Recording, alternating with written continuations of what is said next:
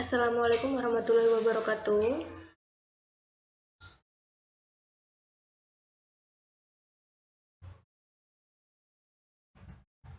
Perkenalkan, nama saya Leni Mailiani, NIM 314018000088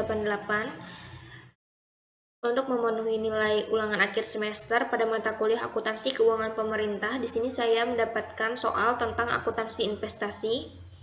Jadi saya akan menjelaskan tentang akuntansi investasi. Yang pertama, definisi investasi. Investasi adalah kegiatan pemerintah yang menanamkan uangnya dalam bentuk penyertaan modal atau pembelian surat utang dalam rangka memperoleh manfaat ekonomi atau sosial. Seperti yang disebutkan dalam PSAP nomor 6 paragraf 6, investasi adalah aset yang dimaksud untuk memperoleh manfaat ekonomi seperti bunga, dividen dan royalti atau manfaat sosial sehingga dapat meningkatkan kemampuan pemerintah dalam rangka pelayanan kepada masyarakat. Selanjutnya di sini ada bentuk investasi. Investasi dapat dilakukan untuk jangka pendek maupun jangka panjang.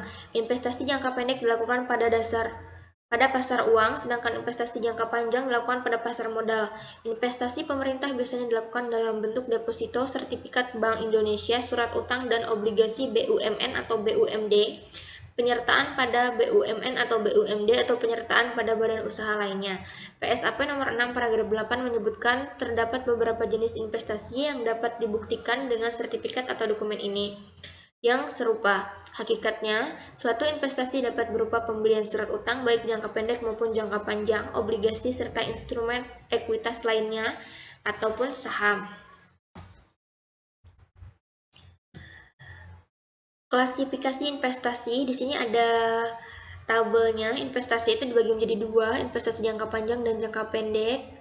Untuk investasi jangka panjang itu dibagi lagi menjadi dua, yaitu investasi permanen dan investasi non permanen. Selanjutnya ada pengakuan investasi. Pengakuan atau aset penerimaan hibah dalam bentuk investasi dan perubahan piutang menjadi investasi menurut PSAP nomor 6 paragraf 20 dan 21 dapat diakui sebagai investasi apabila memenuhi kriteria sebagai berikut. 1. Memungkinkan manfaat ekonomi dan manfaat sosial atau jasa potensi di masa yang akan datang atas suatu investasi dapat diperoleh pemerintah. Yang kedua, nilai perolehan atau nilai wajar investasi dapat diukur secara memadai. Terus untuk selanjutnya, PSAP nomor 6 paragraf 23 sampai 25 dikatakan untuk beberapa jenis investasi terdapat pada aktif yang dapat membentuk nilai pasar dipergunakan sebagai dasar penerapan nilai wajar, sedangkan investasi yang tidak memiliki pasar yang aktif dapat dipergunakan nilai nominal, nilai tercatat atau nilai wajarnya. Metode penilaian investasi itu dibagi menjadi tiga.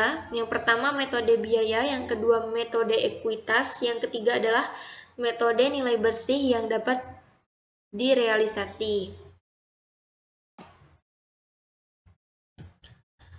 Pengakuan hasil investasi. Menurut PSAP nomor 6 paragraf 39 dan 40, hasil investasi yang diperoleh dari investasi jangka pendek antara lain berupa bunga deposito, bunga obligasi, dan dividen tunai diakui pada saat diperoleh dan dicatat sebagai pendapatan. Hasil investasi berupa dividen tunai yang diperoleh dari penyertaan modal pemerintah yang tercatat menggunakan metode biaya dicatat sebagai pendapatan hasil investasi. Selanjutnya, pelepasan dan pemindahan investasi. Dalam PSAP nomor 6 paragraf 41 dikatakan bahwa pelepasan investasi pemerintah dapat terjadi karena penjualan, pelepasan hak karena peraturan pemerintah dan lain sebagainya. Pemindahan pos investasi dapat berupa reklasifikasi investasi jangka panjang menjadi jangka pendek, aset tetap, aset lain dan sebagainya. PSAP nomor 6 paragraf 42 dengan tegas menyatakan bahwa perbedaan antara hasil pelepasan investasi dengan nilai tercatatnya harus dibebankan atau dikreditkan kepada keuntungan atau kerugian pelepasan investasi. Selanjutnya ada penyajian investasi dalam laporan keuangan.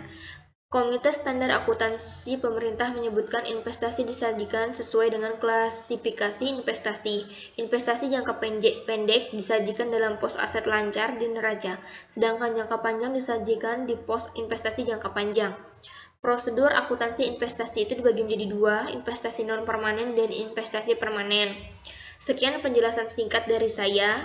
Untuk selanjutnya di sini ada jawaban dari soal halaman 244. Di sini tentang menjurnal, jawaban nomor 1 sampai nomor 5 ada di sini semua. Untuk penjelasan jawabannya tidak saya jelaskan di sini, tapi untuk penjelasan yang ini aja. Sekian jawaban dari saya. Wassalamualaikum warahmatullahi wabarakatuh.